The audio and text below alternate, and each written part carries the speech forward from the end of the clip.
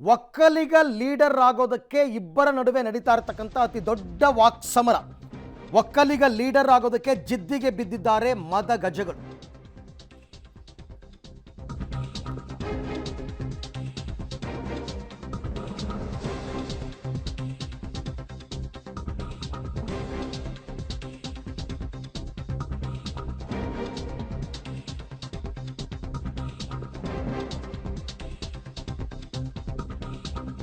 ಕಳೆದ ಬಾರಿ ವಿಧಾನಸಭಾ ಚುನಾವಣೆಯಲ್ಲೂ ಕೂಡ ಈ ಹೋರಾಟ ನಡೆದಿತ್ತು. ಆಗ ಒಕ್ಕಲಿಗ ಸಮುದಾಯ ಬಹುತೇಕ ಡಿ.ಕೆ. ಶಿವಕುಮಾರ್ ಪರ ನಿಂತಿತ್ತು.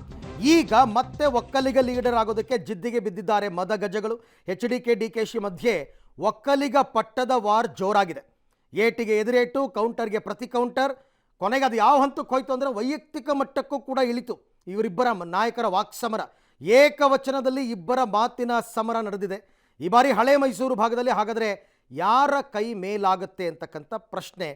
ಈ ಮದಗಜಗಳ ಮಾತಿನ ಯುದ್ಧಕ್ಕೆ ಏನು ಕಾರಣ ಅಂತ ನೋಡೋದಾದರೆ, ಇಬ್ಬರಿಗೂ ಕೂಡ ಪ್ರತಿಷ್ಠೆಯ ಕಣವಾಗಿದೆ ಲೋಕಸಭೆ ಚುನಾವಣೆ. ಇಬ್ಬರಿಗೂ ಕೂಡ ಪ್ರತಿಷ್ಠೆ. ಒಬ್ಬರು KPCC ಅಧ್ಯಕ್ಷರು, ಇನ್ನೊಬ್ಬರು ಕ್ಯಾಂಡಿಡೇಟ್ ಕುಮಾರಸ್ವಾಮಿ. ಲೋಕಸಮರ ಗೆದ್ದವರ ಕೈ ಮೇಲಾಗುವಂತಹ ಲೆಕ್ಕಾಚಾರವನ್ನು ಇಟ್ಕೊಂಡಿದ್ದಾರೆ. ಅದಕ್ಕೋಸ್ಕರನೇ ಒಕ್ಕಲಿಗ ಸಮುದಾಯದ ನಾಯಕನಾಗಿ ಸದ್ಯ ದೇವೇಗೌಡರಿದ್ದಾರೆ. ಅದನ್ನು ಮುಂದುವರಿಸುವಂತೆ ಕುಮಾರಸ್ವಾಮಿ ಕೆಲಸ ಮಾಡ್ತಾ ಇದ್ದಾರೆ. ಇದು ಡಿ.ಕೆ. ಶಿವಕುಮಾರ್ ಮುಂದೆ ಸಮಸ್ಯೆ ಆಗೋ ಆತಂಕ ಇದೆ. ಒಕ್ಕಲಿಗ ನಾಯಕತ್ವ ನನಗೇ ಸಿಗಬೇಕು ಅನ್ನೋದು ರಾಜಕೀಯ ಲೆಕ್ಕಾಚಾರ. ಒಕ್ಕಲಿಗ ನಾಯಕತ್ವವನ್ನು ಈಗ ಬಿಟ್ಟುಕೊಡಬಾರ್ದು. ಬಿಟ್ಟುಕೊಟ್ರೆ CM ಆಗೋ ಅವಕಾಶದ ವೇಳೆ ಡಿ.ಕೆ.ಶಿಗೆ ಅದು ಹಿಂದೇಟಾಗ್ಬೋದು ಅಂತಕ್ಕಂಥ ಆತಂಕ.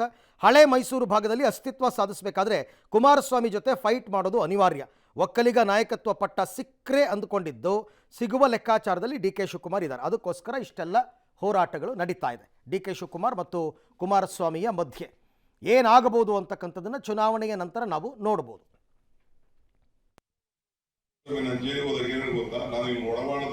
ದುಡ್ಡು ಹೊಡಿಬಾರದು ಅಂತ ಎಷ್ಟೋ ಹೊಡೆದ್ಬಿಟ್ಟಿದ್ದಂತೆ ತಿಂದು ಅನುಭವಿಸಿದೆ ಅಂತ ಹೇಳುದು. ಆದ್ರೂ ನಾನು ದಮ್ ತಡ್ಕೊಂಡು ನಾನು ಸುಮ್ಮನೆ ಇದ್ದೆ. ಏನೆಲ್ಲ ಕಳೆಕಾಯಿ ಆಲೂಗಡ್ಡೆ ಬೆಳೆದ್ಬಿಟ್ಟಿಲ್ಲ.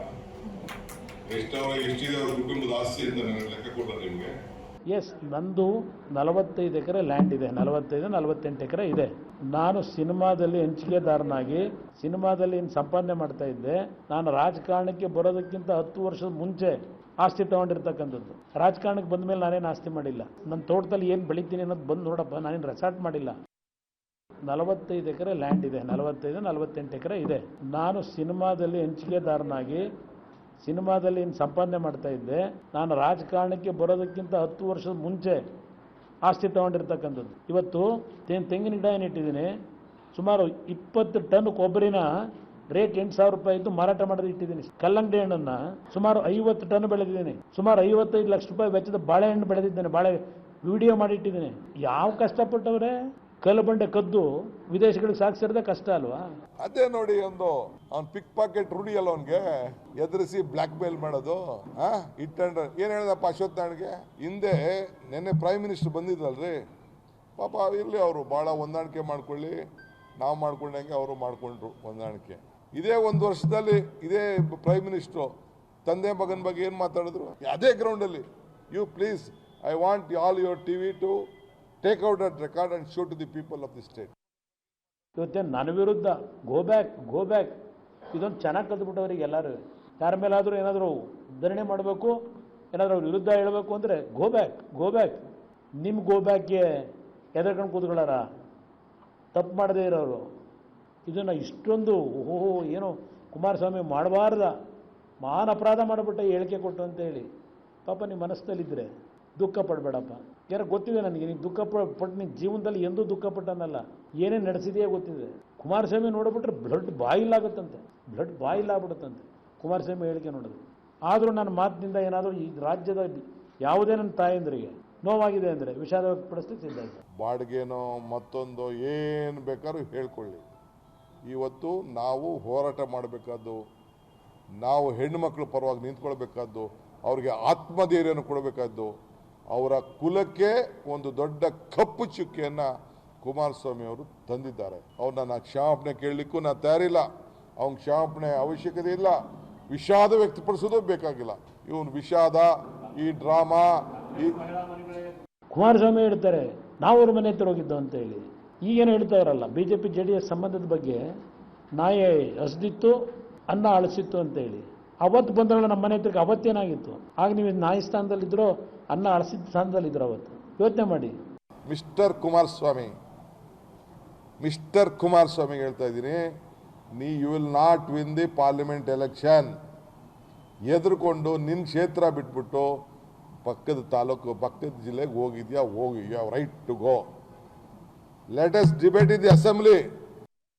ಬಗ್ಗೆ ಮತ್ತಷ್ಟು ಮಾಹಿತಿ ನನ್ನ ಕೊಲೀಗ್ ಶ್ರೀನಿವಾಸ್ ಅವರಿಂದ ಪಡೆಯೋಣ. ಶ್ರೀನಿವಾಸ್, ಈಗ ಡಿ ಕೆ ಶಿವಕುಮಾರ್ ಕುಮಾರಸ್ವಾಮಿ ಮೇಲೆ 108 ಆರೋಪಗಳನ್ನ ಮಾಡಿದ್ರು, ಏಕವಚನದಲ್ಲಿ ಬೈದರು, ಓಕೆ, ಎಲ್ಲ ಫೈನ್.